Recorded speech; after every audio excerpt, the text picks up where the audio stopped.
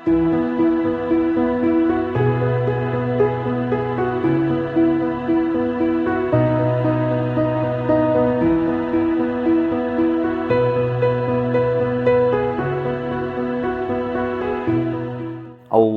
жерде мектепте білім алып оқып жүріп, жаңа мектеп салынды, Ақсуат орта мектебі ашылды. Ол жерде жаңадан ұстаздар келді, көптеген жаңағындай мүмкіндіктер ашылды, үйірмелер ашылды. Сол жерде жаңағы бүгінгі таңда зейнеткер ұстаз Ошақбаев Шәкіртай ағай сол мектепте геометрия сабағынан берді және домбыра үйірмесін ашты. Сол домбыра үйірмесін ашып, содан ең бірінші қызығушылығымыз сонда ояна бастады. Енді негізгі бойымыздағы ана сүтімен ата-ананың жаңағы бойындағы құдірет бізге беріліп тұр ғой. Енді әкем, анам кәсіби әнші, күйші болмаса да, ол кісілер бір мезгіл бір отырып күй шертіп отыратын. Сонда жаңағы әкем қасына мен бала көңілмен, бала пейілмен жүгіріп келіп, сазына елітіп, жаңағы әкем қасына отыра қалып сұрайтынмын: әке, бұны қандай күй, қандай ойнап жатсыз деп. Сонда әкем айтатын: бұл Әбікен Хасенов деген күйшінің осындай күйі деп.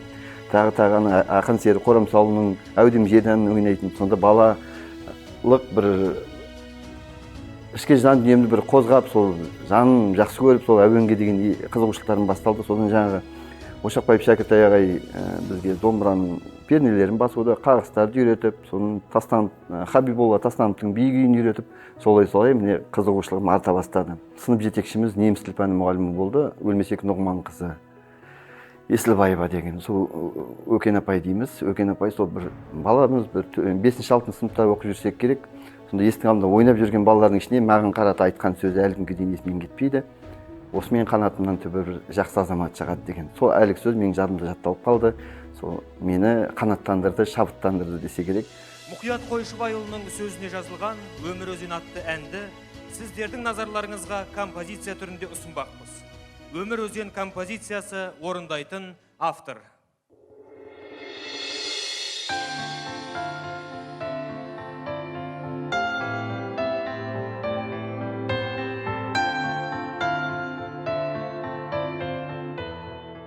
Жылдың үстінде сол шығармашылықпен айналысып келемін. Сонда олар есім оқтау мақсатында ұстаздардың ұстазда бір ай ата әнім бүгінгі таңда республиканың түкпір-түкпірінде орындалып жүр. Айналайын балалар хоры тамыз кеңесінде орындады. Ұлтымның ұстазы Ахмет Байтұрсынұлының 150 жылдығына орай жазылған, ол да кең көлемде орындалып жүр. Оқып біліп үйренеміз, керемет менің әліппем, әліппеміз ортамызға қайта оралған кезде жазылған әндерім.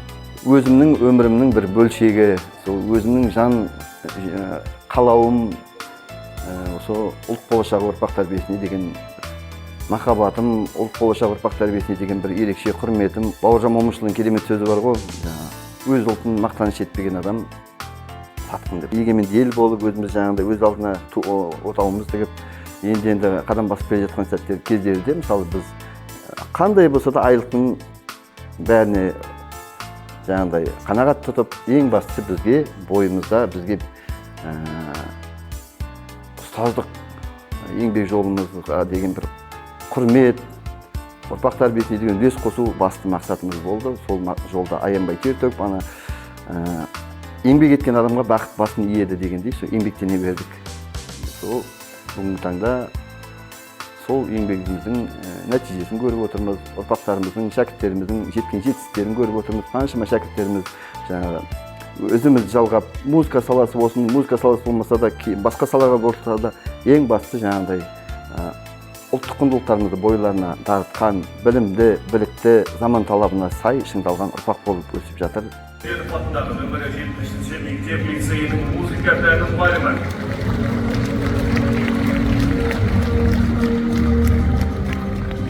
Әлихан Нұрмұхамедұлы Бөкейхан бабамыздың ұлы сөзі бар: ұлтқа қызмет ету, ұлтқа адал қызмет ету, ұрпақ тәрбиесіне өзіндік үлес қосу. Осы мақсатта мен енді қай бағытта жұмыс істесеңіз де ең бірінші ұлттық мүдде басымдық. Сол ана тілге деген, ұлттық жаңағы салт дәстүрге деген барлығы сол ұлтқа кеп саяды. Ұлы бір құдірет, бір күш бар бойымда. Сол мен ақша, жаңа материалдық деген жақтары қатты қызықтырмады мені. Менің ең басты бір бойымдағы бар күш жігерімді ұрпақ тәрбиесіне арнасам, бойымдағы бар ізгілікті, бар жақсылықты мына жас ұрпақтың бойына сіңіре алсам, әндеріміз арқылы, жырларымыз арқылы ұрпақ ертеңгі үлкен өмірге қанат қақса, біз оларды ізгілік жолына, білімділікке талпындыра алсақ, басты мақсатым сол. Музыка сабағында жаңағы ұлттық құндылықтарымызды балалардың бойына сіңіру, балаларымызды жаңағы айтып кеткенімдей жан-жақты қалыптасқан, заман талабына сай шыңдалған ұрпақ тәрбиелеу мақсатында міне осы бағытта жұмыс жасап кетеміз. Ол жерде жаңағы музыканы тәрбиелеу емес, ол жерде жақсы азамат, білімді ұрпақ тәрбиелеу басты мақсат. Еңбек пәні болсын, музыка пәні болсын, спорт, кез келген пәнді бүйтіп алып келген кезде ең басты мақсат білімді, білікті, заман талабына сай шыңдалған ұрпақ тәрбиелеу. Отанға, ұлтқа қызмет ету басты ұраны болатын ұрпақ тәрбиелеу. Елге, отанынан мен не алам емес, отаныма мен не берем деген ұрпақ тәрбиелеу. Отаныма қандай пайда тигізе аламын, қандай үлесімді қоса аламын деген ұрпақ тәрбиелеу.